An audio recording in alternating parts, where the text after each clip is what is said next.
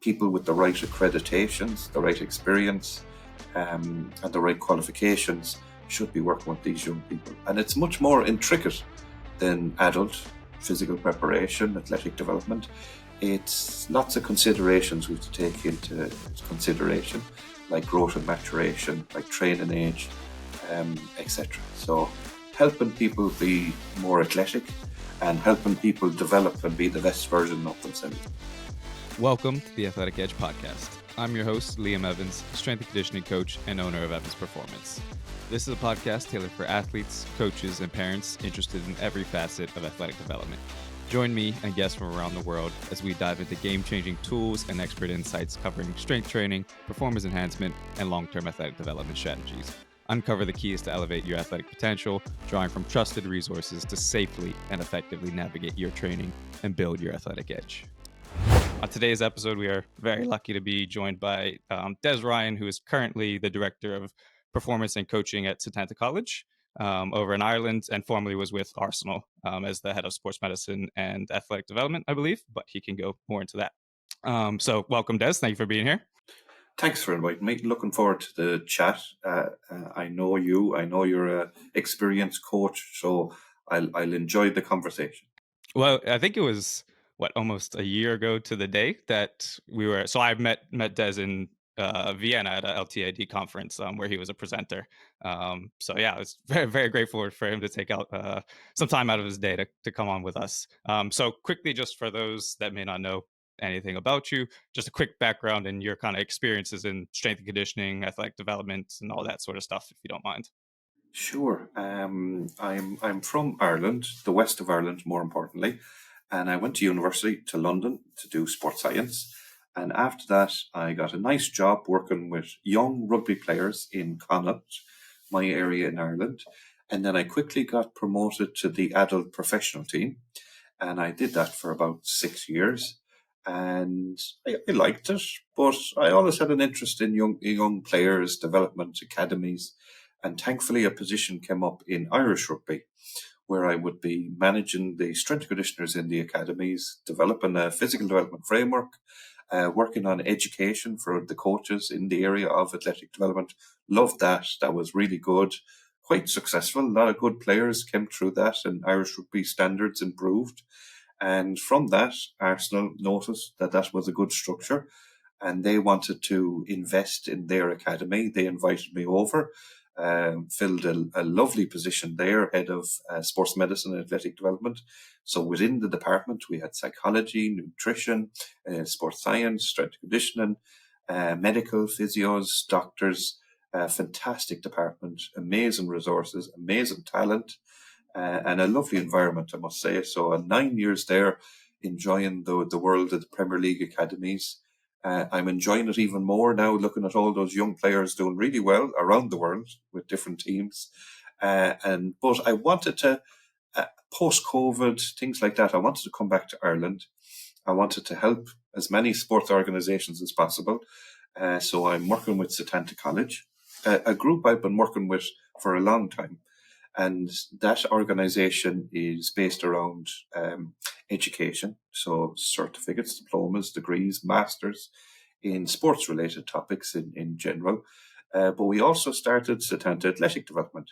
So with that, we support organisations like World Rugby, 3 major Gaelic Games academies, county academies in Ireland, numerous schools and clubs.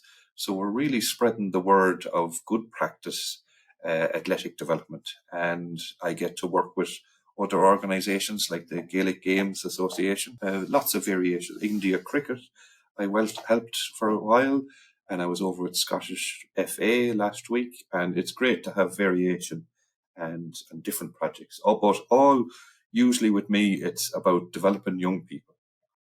Perfect. So we'll try and start maybe broad, and then we can get deeper into it. But yeah, just very broadly. So what, by your definition and in your experience, is LTAD, long-term athletic development, and why is it so important for kids?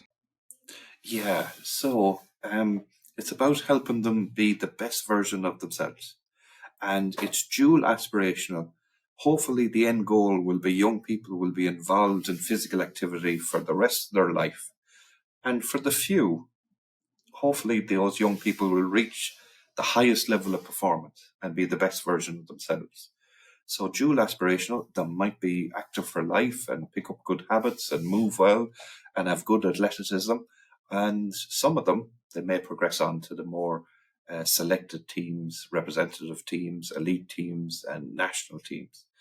But they're achieved in a very similar way. And it's important that the right content, the right coaching style is at the child level, the youth level, the young adult level, leading into the adult level. And I think it's a very specialist area. And I think people with the right accreditations, the right experience, and the right qualifications should be working with these young people. And it's much more intricate than adult physical preparation, athletic development. It's lots of considerations we have to take into consideration, like growth and maturation, like training age, etc. So helping people be more athletic and helping people develop and be the best version of themselves, I think would be a summary. Perfect. Yeah. And if you were to go into, was there any, whether it was at Arsenal or anywhere else that you've been, kind of different pillars or stages of that youth athletic development curriculum that you or anyone you worked with implemented? Yeah, both in, I think it's important for a strength and conditioning coach to have a simple approach, philosophy, maybe it's called, that they can explain to a parent, to a player, to a teacher, to a coach on how they physically develop players. So we got together in Arsenal. We published a paper describing it in the NSCA journal, and we wanted to describe how we physically develop players in Arsenal. And everyone was in the room, the coaches, the doctors, the physios, nutritionists, and we came up with the arrow as a shape to describe it. So we called it the Arsenal arrow, the arrow approach. And that was influenced somewhat by the CEO. He wanted those young players ready efficiently and quickly. So the arrow was to emphasize we need to get these players to the next level as quickly and efficiently as possible. And the arrow was divided into 4 areas. The first one was what we called functional competence, but maybe mobility, good movement, good flexibility, good range of movement, good stability, good mobility, good movement. So then they have the ability to do more advanced exercises. And then we can progress them on to more strength type activities. And the next part of the arrow was movement skills. So we wanted the players to have mature level movement skills in acceleration, deceleration, change of direction, backpedaling, jockeying, and then they could do more advanced speed, plyo type activities. And then the next part of the arrow was integrated conditioning. So Arsenal is a very technical club, and the coaches wanted the players composed on the ball, highly technical. So that was emphasising integrated conditioning, was emphasising getting fit through the game in the majority. Yeah, there will be some isolated fitness development, but if we do good quality condition games, gradually overload the players, get them ready for the next level, be it under 18, under 21s, senior, adult football, Premier League football, and we gradually overload them through the game, get them conditioned through the game, that helps with them technically as well. And then the last part is planning and periodization. With all academies, with all underage, intense environments, there can be challenges with injuries. So we wanted to minimize the injuries. We wanted to make sure the players weren't doing too much or too little, and that there was smart planning. So the arrow, get them to the next level as quickly and efficiently as possible. Focus on functional competence, movement skills, integrated conditioning, and planning and periodization. So that was a relatively simple way to describe how we were developing the young players, and also a reminder to everyone in the department of our priorities. So if we didn't get planning right, that's breaking one of our priorities. If we spent the whole season running them up and down the pitch, we're not getting our priority right. If they're not moving well, or if they've poor mobility, we're not getting our priorities right. So basic, but still covers quite a lot. Yeah, and I think even now, some of the things, at least that I see, I'm sure everybody does see, and it goes back to the having the qualifications and education to go along with what you're doing. is maybe having the intentions of, starting these kids on, a strength and conditioning program, resistance training, movement, all that sort of stuff, but maybe skipping a few steps or go into some things when they're not prepared for it. And it's, the heart's in the right place, but just having those the knowledgeable knowledge to get to those points where, all right, we're going to progress from this stage, movement competency, then we'll start to add this, then that, then having a stage of progression, which I think is what the entire LTAD model is, essentially there for. Good point. We can get excited and carried away and speed up the process. And the next graph in that article from Arsenal is level 1, 2, 3, 4. And that was our simple way of categorizing the players. And a simple way of describing level 1 was how well, not how much. So mastering exercises. Level 2 was how well and how much. Okay, let's get them strong. They know how to do the exercises now. Then level 3 was how well, how much, how fast. Now we can do some exciting speed strength diagnostics and so on. And level 4 was elite level. Right, let's look at the individual. Let's look at what they need to do to reach adult professional football level, soccer level. So it ties in exactly what you're saying. We need to hold ourselves back sometimes. The players need to earn the right to get to the next level. Young teenage boys especially can get overexcited and want to do advanced, exciting exercises when they need to nail the basic, master their body weight. So that's an important part of youth athletic development. Exactly. And how do you deal with, or what are your thoughts when whoever it is, maybe it's a parent or their sport coach or anybody that comes and say they're, an 11, 12, 13-year-old individual who's had no prior experience, and, they're really adamant about them training. Oh, this, he or she is a footballer, a volleyball player. They need to do this, this, and that. When in reality, essentially most kids will have the same starting point, like you said, whether it's the competency, movements, all that sort of stuff. So how would you address, say, let's say a parent who comes and wants to have their child do a very sport specific training program at a very young age? Yeah. No, I take parent education very seriously. I'll answer your question in succinctly, but the longer answer to that is in Arsenal, we had things like a parent engagement group. We had a parent education pathway. There was regular modules with every one of the parents. There was a curriculum for every one of the parents. And then the parent engagement group, there were smaller numbers in a meeting disseminating what we're doing, what we're trying to do. Now, that was everything together, technical, tactical, psychosocial, education, and physical. But within that was explaining our approach, was explaining the journey, and that managed expectations. But if I was just to come up with a parent and the parent came to me and the parent wanted a sport specific program straight away tomorrow and thinking the young man is going to be the next Lionel Messi, etc., I go, let's come in here to the gym. Okay, this young man, let's say he's 15. Could you do some chin-ups there?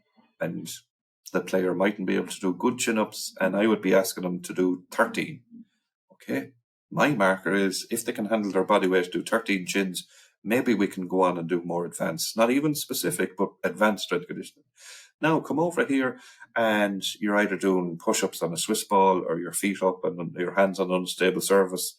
Again, do 20 of those. You can't. Okay, and you want to do advanced bench and high loads? No.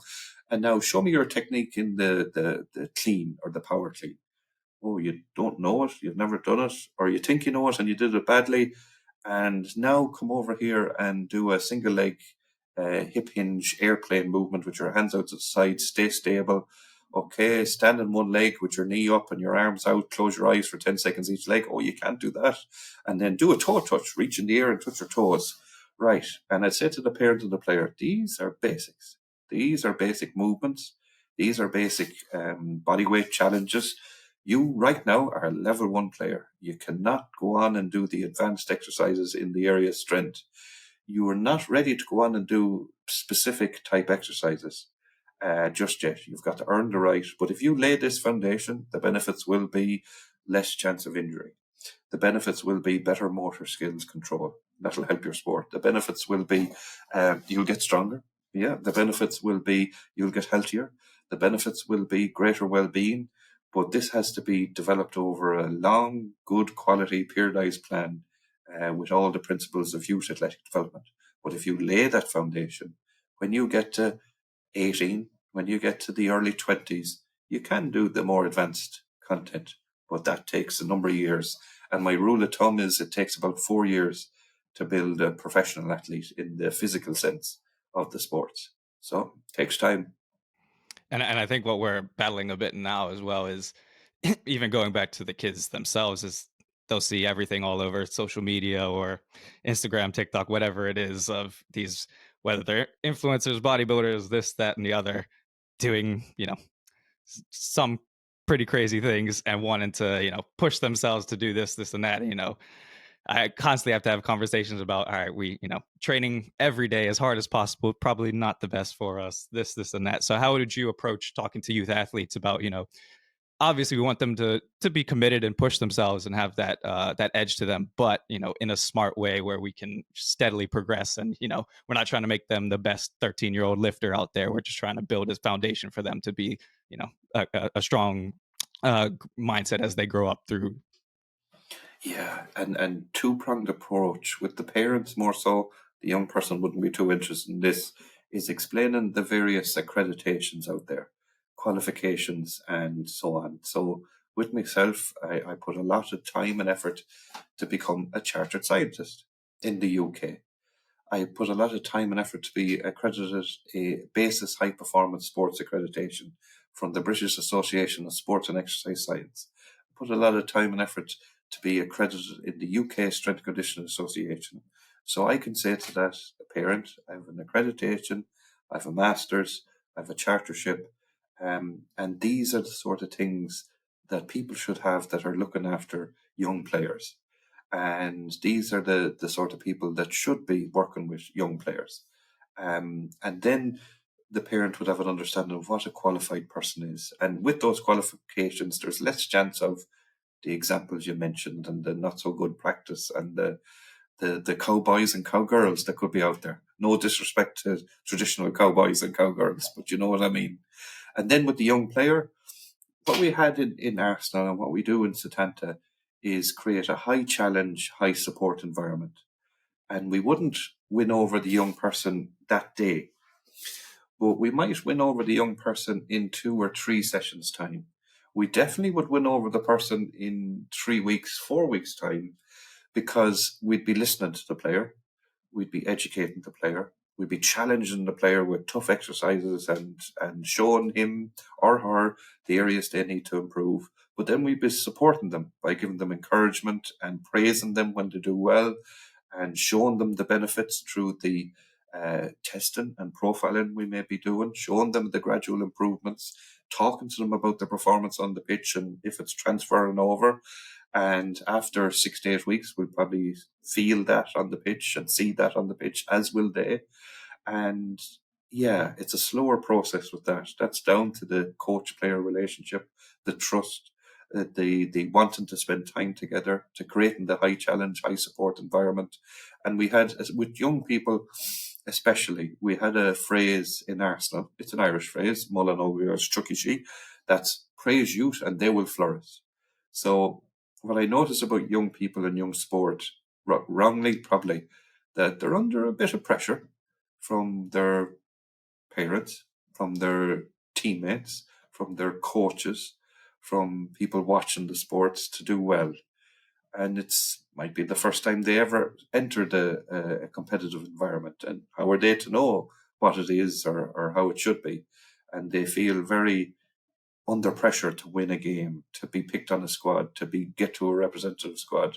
Whereas if they step into the world of athletic development, that pressure isn't there. They're just training and being supported by an athletic development coach. They're given challenges, but they're reasonable challenges. And the phrase means praise youth and they will flourish.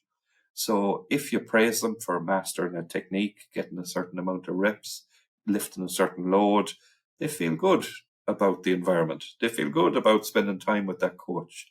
They're aware the coach is interested in how they're performing on the pitch, is asking them questions about things outside of the sport, and is a proper good youth athletic development coach. And then that young man wants to spend time with that person, gets positive energy from that person, gets good challenge from that person, and feels like they've done a good workout, and in the medium term feels the benefits and improvements both in the athletic development environment, which could be the pitch or the gym, but feels the improvements in the competition area as well. So a longer one for the player, but achievable one for a good, experienced, qualified athletic development coach.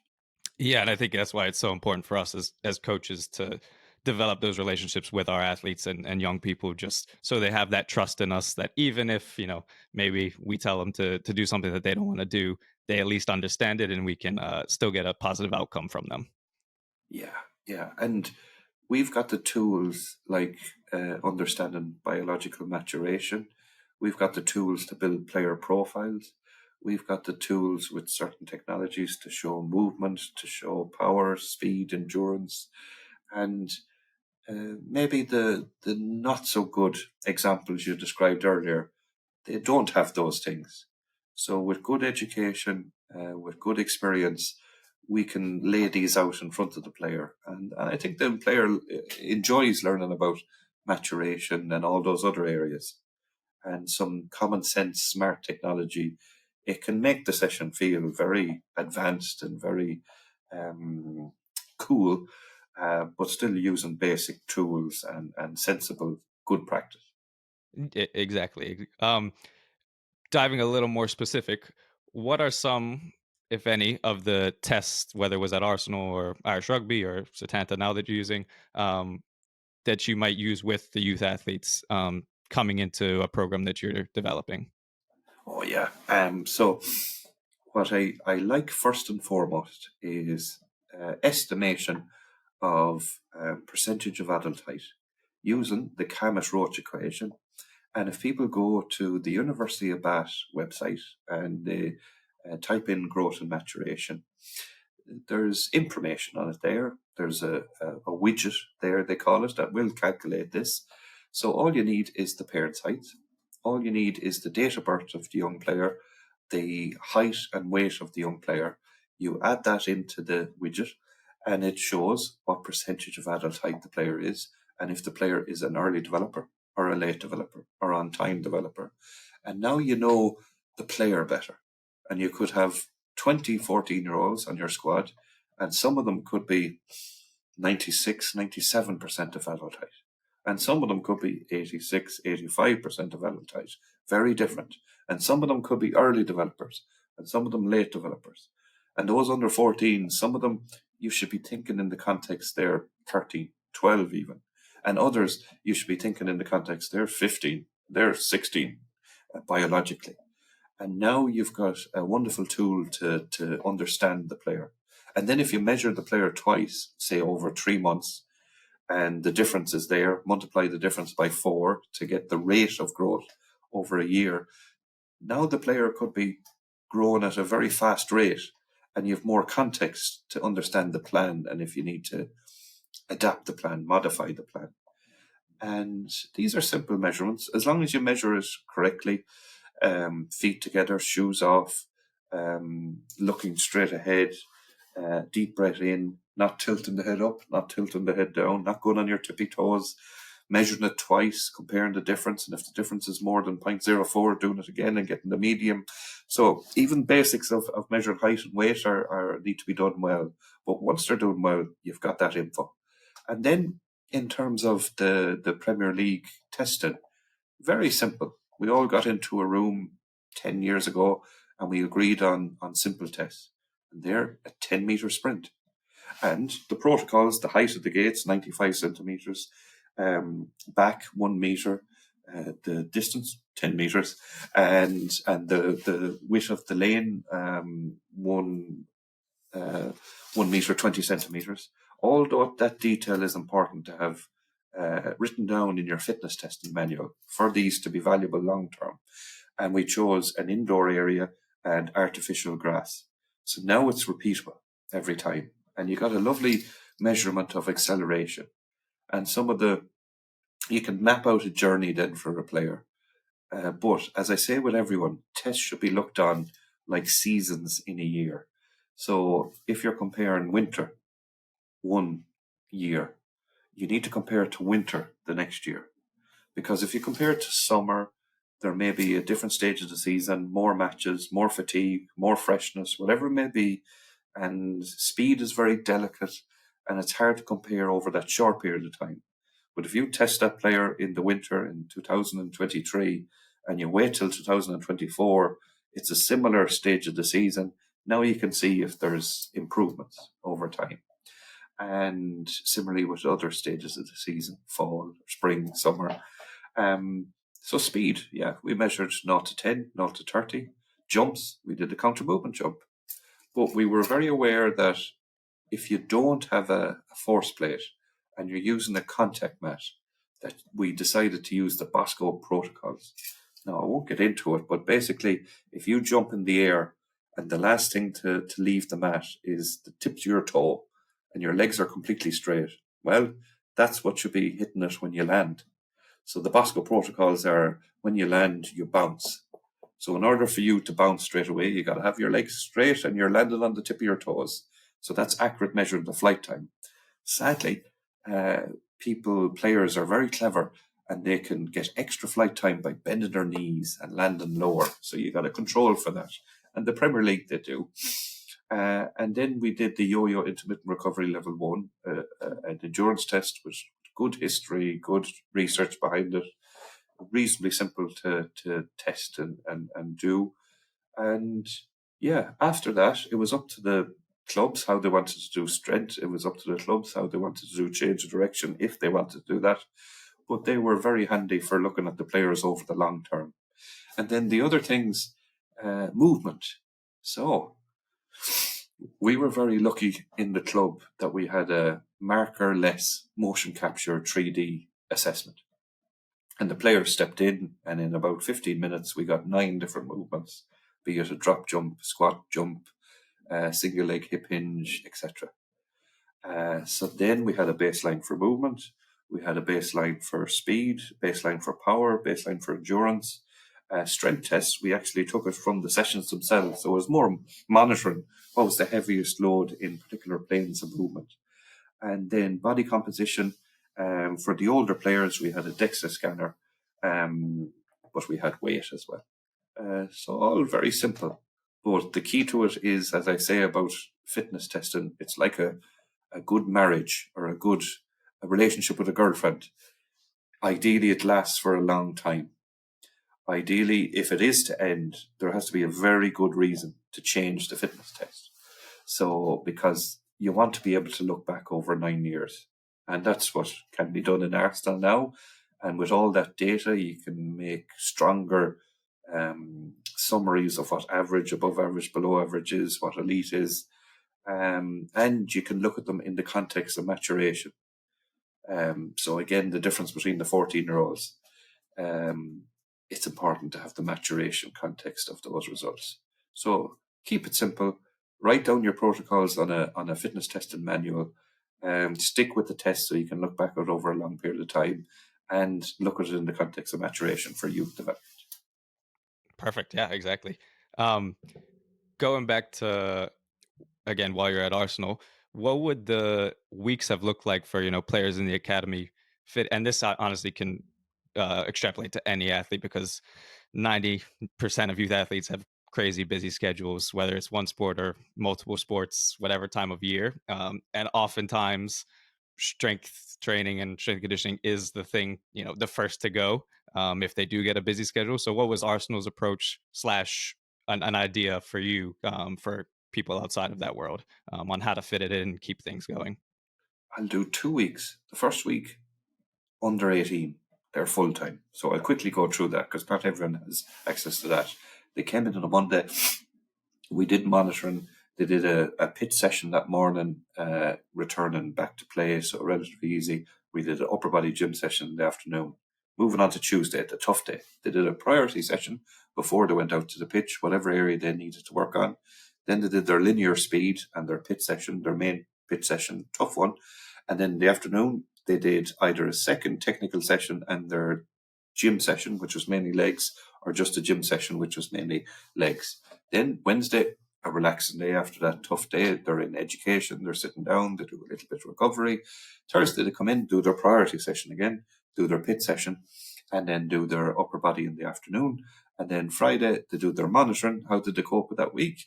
Did they do too much or too little or just right? And then they did their match day -1 session, and they had their match on the Saturday. Very important week, very important phase under 18. They're usually in it for about 2 years. That's when I think players are really developed, because you got that consistent challenging week, and then they get ready for adult football. But before that, and under 16 down, they're all part-time. They're all in school. They're all playing other sports, other activities. They're doing their exams, their GCSEs, and they're just like any other normal school young person playing sports. So the under 15s, for example, they were with us 3 times in the week for training, and they had a match. So in those 3 times, they had 2 gym sessions, and they happened before or after the pit session, depending on the content and the context of the pit session. And they had 2 units of speed. So one of them would be straight line speed just before a pit session, and the other one would be more change of direction game speed before a pit session later in the week. And they would be about 15 to 20-minute units, and the 2 gym sessions would be about 30-minute units. And the under 16s had 3 gym sessions and 2 speed sessions. And then you go down to the under 9s. They had 2 units of 15 minutes a week before their pit sessions, and they were with the club 2 to 3 times a week with a game on the weekend. And under 14s, they were with the club 3 times a week, and they had 2 gym sessions and 2 speed units. So very similar right the way through. And they were consistent. They were agreed with the coaches, the academy manager. We had a nice gym on site that could be utilised for that. There was lots of intricate timetabling, and we had 4 conditioners from under 9s to under 16s. And we used to do things like stagger the start. So a strength conditioner could be with one team doing their speed, and then another team would just slot in for that same conditioner. Similarly, on the other pitch, there's another age group, and it's staggered, and the conditioner can take the speed unit of 2 teams in the 1 hour long period, for example. And then after their team training session, they'd go in and they'd do the younger age groups would do the gym after the pit session, and the older age groups something similar. But if it was an upper body session, they might do it before, just out of timetable. So there was a bit of intricate timetabling, but everyone got 2 gym sessions and 2 speed sessions from under 12 to under 16, and 16s got 3 gym sessions, and below 12s they got 2 units of predominantly fundamental movement skills, cooperative games, purposeful play, and multi-sport in a 15-20 minute window. And let's say for the under 16s, for this example, what would those gym sessions have? Very basically, what would they have kind of consisted of? I know you guys did use some, Olympic lifting and other variations of strength work. So just a quick outline. We would be looked on as fairly progressive. And because we had the players from under 9s up, most of them, they could do somewhat advanced content. So there would be 1 upper body, 1 lower body, 1 whole body. And there would be Olympic lifts in the start. In other sessions in the start, there would be like plyos. In other phases of the season, there would be exercises like speed, strength speed, maybe adapted Olympic lifts, maybe squat jumps, maybe dumbbell jumps. And then in the main part of the session, pretty standard. We had our horizontal push, horizontal pull, vertical push, vertical pull, pillar strength, hip dominant, knee dominant, single leg, double leg balance. So we when we looked back over the week and the phase, we made sure there was a balance between single leg, double leg, knee dominant, hip dominant, push, pull, vertical, horizontal, and pillar strength. Now on the pitch, we got the jumps, we got the speed, we got the change of direction, We did some plyos, in the gym environment as well, and Olympic lifts were part of it. And the players would aim to get, we didn't really aim for 2 times body weight, but definitely 1.7 times body weight at the age of 15, 16, graduating to full-time football, but after a period of 3, 4, 5 years of learning techniques, of building the training age, of getting ready to get to that level. And for any youth athletes that might be listening to this, what is the importance of building those techniques first? And then why is it so important that we as athletes, approach lifts in instead of body parts, a chest day, back day, like whatever, horizontal pushes, pulls, hinges, all those sorts of things? Yeah, we wanted them strong on the pitch. We wanted them to be able to accelerate.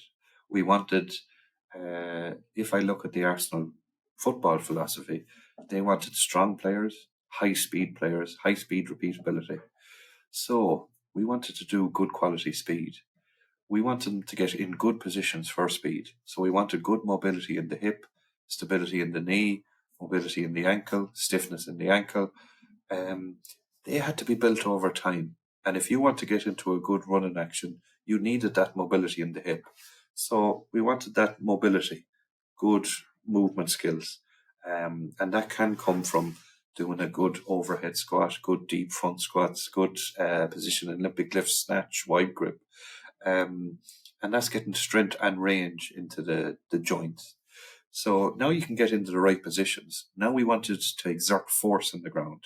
So if we gradually built up into being able to do a good quality squat, deadlift, RDL, now you're able to exert force in the ground with control, with still good range. And that can transfer on the pitch, and it can help you with decelerating, change of direction. But if you go straight into those advanced exercises, you're not going to lift much, and you're going to lift ugly, and it's going to have bad technique, and you're going to tighten up. And even though there's no research to suggest lifting badly equals injuries, well, who's ever going to do research on that? Because you're going to have to hurt people. Logic suggests, and sadly experience suggests from myself, that if you let players train with bad techniques, doing exercises they're not ready for, things tighten up. At the very least, they're running with poor movement skills and not efficiently. And at the very worst, it leads to injuries. And we have to be really careful in the 13, 14, 12, 13, 14, 15 age groups when they're growing fast, that we might exasperate growth-related injuries and annoy things like knees and osgods, heels and severs, if we're loading when we shouldn't be loading, if we're rushing the players when we shouldn't rush them. But yeah, it just leads to bad things, sadly. Excellence takes time. Yep. And that's a perfect segue into talking a little bit about the growth and maturation aspect. So peak height velocity, for anyone that doesn't know, is essentially your growth spurt. So when players are, well, actually, I guess you could first talk about how you guys would identify when players were going through, peak height velocity, and then any adaptations to their training, maybe not. What would, give those conclusions that you guys would make, and how you would go about that? Yeah, there's a few methods. So I discussed Camus Roach, working out the percentage of adult height, and around 92, that's peak height velocity, 92% of adult height, and then you're coming into it either side. So with that, we were able to highlight the players that were coming up to the growth spurt, in the growth spurt, and after the growth spurt. And we would highlight that traffic light, yellow, red, green. Green if they're past the growth spurt, red if they're in the middle of the growth spurt, and yellow if they're coming up to it. Now, on top of that, we'd highlight the players that are growing fast. And it's not exactly sequential and linear. If you look at it from far away, it's a curve of increase in rate of growth, but there'll be spikes in the middle of that if you look in close. So to be even more sensitive, we looked at the rate of growth. And there might have been players before and after the growth spurt still growing fast in that particular period. So we could flag those as well. Anyone growing more than 7.2 centimeters were more predisposed, some research would suggest, to growth-related injuries. So now we could keep an eye on the players in red. We could keep an eye on the players with the little flag saying they're growing fast at that moment in time. But in our method, we chose, okay, they're just clues. Now we get together as an interdisciplinary team, physio, coach, assistant coach, strength conditioner, psychologist, maybe, for some teams. And okay, anyone notice, Anton? The physio might say, yeah, little Johnny has 3 out of 10 pain in his knee. It's his Osgood's starting to be annoying. And then the conditioner may say, yeah, I'm noticing adolescent awkwardness in the gym. He's struggling. He's going through a growth phase. And then the coach is going, yeah, I'm noticing adolescent awkwardness on the pitch. Physio, could get worse. Yeah, if we keep loading it, it could get worse. Okay. The coach might decide, okay, we won't do the intense part of the session, the last 15 minutes. And the player can go over to conditioner and do coordination work, getting used to the new ligaments, tendons, bones that have appeared quickly. And that usually stops it going from a 3 out of 10 pain to a 7, and now he's not training at all. So we found that useful for keeping players on the pitch. There's other methods, and David Johnson did some excellent work in Bournemouth Academy, where they may not have had the number of physios, conditioners as Arsenal, and they still took the same measurements. And any players who were in a specific stage of growth and rate of fast growth, they automatically adapted the session. Now that was proven to work, and that reduced the amount of players who lost training and time and increased overall the amount of time training. So that reduced the injuries and players not playing. So that's a simple method. If they're in this particular phase of growth, the growth spurt, and they're growing fast, they do one less training session. Whereas Arsenal, it was a bit more nuanced. It was symptom-based and very individual-based. They both work depending on the context and environment. And not enough of that goes on, to be honest. And it takes a bit of work and it takes a bit of knowledge, but it's best practice for these young players when they're going through that. That it's normal, it's natural, but it's challenging going through those changes at that young age. Yeah, and it's sometimes having that conversation if a kid is going through a growth related injury. If you keep pushing, eventually you get to the point where you might have to take 1, 2, 3 months off versus, all right, let's have that conversation when we're just noticing it. And maybe, yeah, like you said, we take 15 minutes off of each training session to keep them still active and growing because, that way they don't miss out on, what their teammates and friends and everybody else is doing. And it works best when the coach has a good understanding of it. And what was very helpful to me, Per Mertesacker, the academy manager in Arsenal, a successful Arsenal player, a successful player for Germany, who won a World Cup. When he was young, he was out of the game for a whole year because of Osgood's. So he had great empathy towards we need to manage this, and this can be quite challenging for young people. So he was very supportive of doing appropriate management of players during those phases with those symptoms. Exactly. Is there anything other than, obviously, the two main ones would probably be Osgood and Severs? Was there anything else you guys would see, especially in the footballer population? Yeah, around the hip area, there's different types of growth-related injuries there. They can appear, especially with the high kicking sport that it is. So anything in the joint, hip, knee, ankle, heel, yeah, can appear. Got you.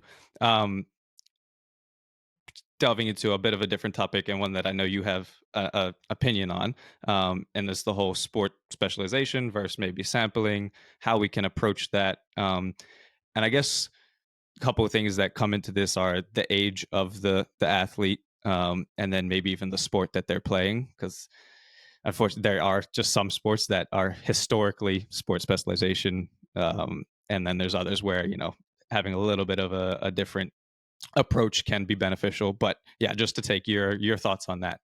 Yeah, and the evidence is clear that if we look at it in a simplistic way, sampling or playing lots of different sports is really good. It helps with being active for life in sport over the rest of your life, and it helps with reducing injuries. To the opposite side of that, early specialization, the research is clear that it can lead to dropout more so than the other group that sample, and it can lead to more injuries. So if we look at it in a very simplistic way, there are two important pieces of information, context.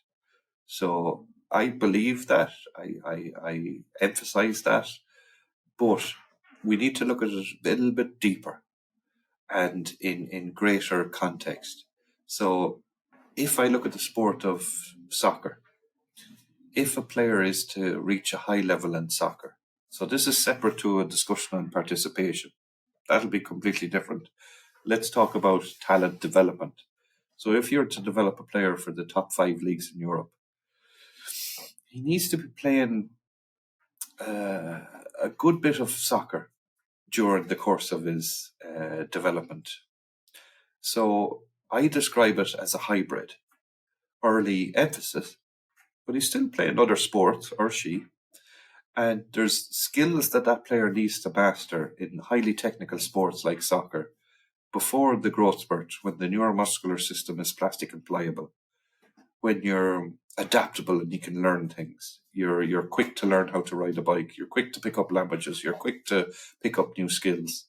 So mastering skills at that age is handy. That's why doing soccer at that age is handy. Now, if you're in an academy, supporting that player with athletic development, with psychosocial support, with managing other sports and doing other sports with them while you're there, gives you all those benefits that you get from sampling, plus athletic development, which is proven benefits, plus psychosocial benefits. And let me think now. So that, I think, it's not researched a lot, but that is better than just playing a lot of sports or just doing one sport and not much athletic development. So we had a position statement in Arsenal that players should play other sports because, as I mentioned before, they're only with us 4 times in the week. So there's 3 other days where they can do other sports. They can do unstructured play. They can take a day off. They can play with their friends. And we encourage sports at the 9, 10, 11, 12. When it got to 14, under 14, under 13, we suggested less sports, still play a few others, and avoid representative sport because you're with us as well. But we still encourage other sports. But then when it got to 16, now's the time to decide which sport you're serious on. You're getting very close to going to full time if you're selected. So every sport is different, every environment is different, and it's a much more complex discussion than, okay, just sample lots of sports or just specialize in one sport. You got to think about the holistic development around the player in order to help them to get to a high level in this example of soccer. And you got to encourage other sports, but manage the workloads of the player so they get the benefit of sampling lots of sports. And there's got to be a little bit of extra soccer if the player is to reach a very high level in soccer. But then, of course, you got the early specialization sports like diving and gymnastics where you got to get in there early. And they got to be supplemented with athletic development, with I was going to holistic say, how support. can we combat those sports that do? Yeah, and I think I'm not an expert in those sports, but I do hear and understand the overuse injuries that are there, the injuries that can be prevalent when they're there. So I think athletic development coaches working with early specialization sports are even more important. Measuring growth and maturation, even more important. Managing workloads outside of the training of the one sport, even more important, to make sure the player doesn't do too much. So readiness to train, rate of growth are very important for those. Exactly, because one of the last things we want to happen is for that young athlete to burn out early or have those overuse injuries where, maybe they are, a really good 13, 14-year-old gymnast, whatever it is, but by the time they get to their, adulthood or peaking age for whatever sport it is, they either are burnt out or can't do it anymore because of these past injuries.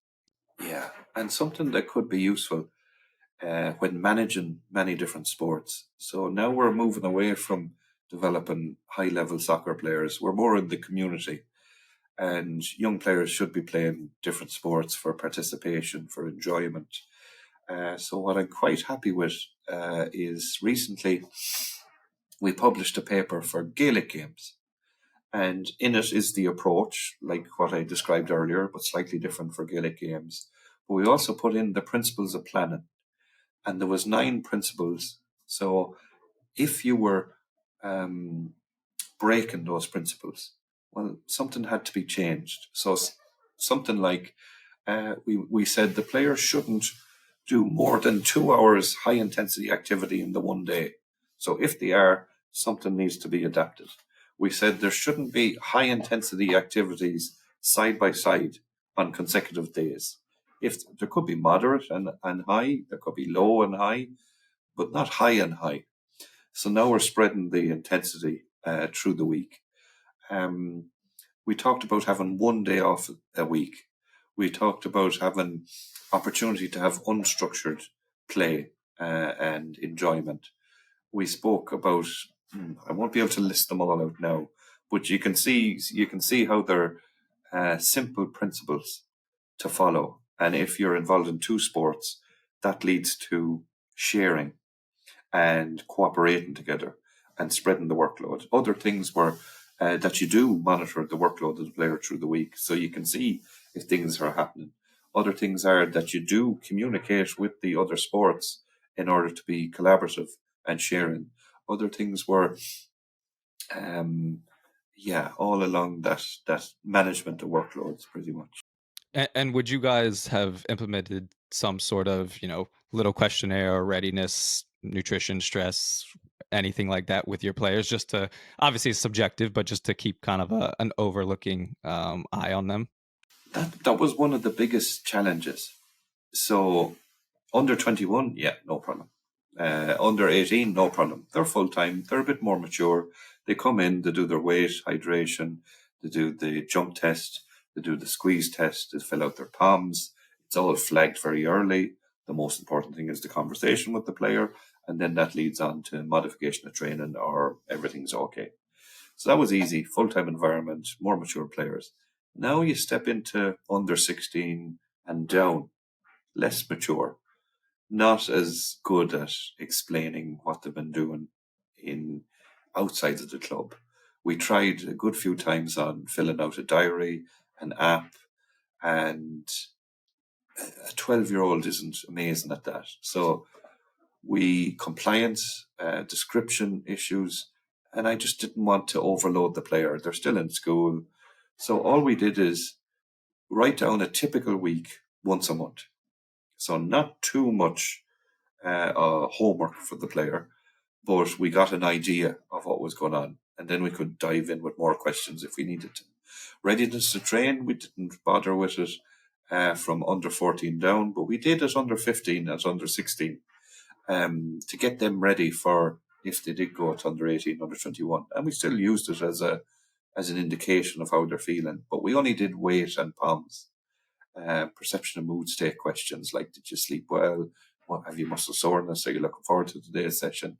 So they had to learn how to use that. There was a phase of that. And once they learned the ranking and rating system, then you could use it in a meaningful way. But if I look back at the under 14s, 13s, 12s, we had GPS from under 13 up, 12 sometimes. We saw what they were doing on the pitch. They filled out the week of what they're doing away from us. And it was never too excessive in intensity from a duration conditioning point of view for the under 14s down, because we had other priorities: how to move, learn their exercises, run properly, and there was intensity, but through football and through games, and one session during the week. And we did RPE actually, and time with the players. So rate of perceived exertion for the sessions, we did that from under 12 up. Palms, we did it under 15, under 16. So as they got older, you could add in something as you go along. Now, other people may do more than that, but personally, I just felt I didn't want to burden 12, 13-year-olds. I think we have to remember that they have, all these other things going on in their life, and depending on what age they are, especially the ones that are getting ready for exams and everything else going on. So True. Perfect. Well, I definitely want to be conscious of your time, so I do not want to take up too much more. I'll just have one kind of parting thing, and that's just to ask if there's anything you want to tell parents, youth athletes, or even sport coaches, to kind of leave them with about how to approach the long-term athletic development of their either athletes or children. Oh yeah. Firstly, work with the right person. Make sure the accreditation, the qualification, the experience is there. Um, uh, get to know what your player, what your son, your daughter is doing. So a total picture of the week. Try and act on it if the players do too much or too little. Um, and yeah, have a focus on earning the right to go to the next level, mastering exercises.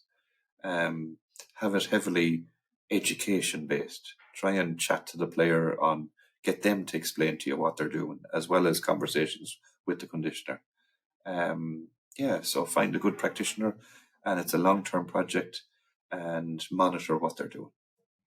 Perfect. And yeah, and that fits because that's the main reason I started this project, is to hopefully give a little bit of education to those sorts of people that, it's hard to find out there sometimes. So as much education as possible on these subjects, I think will take us a long way. Important, yes. Fair play for doing it. Admirable. Perfect. Well, thank you so much, Des. I really appreciate it. Enjoyable. Thank you.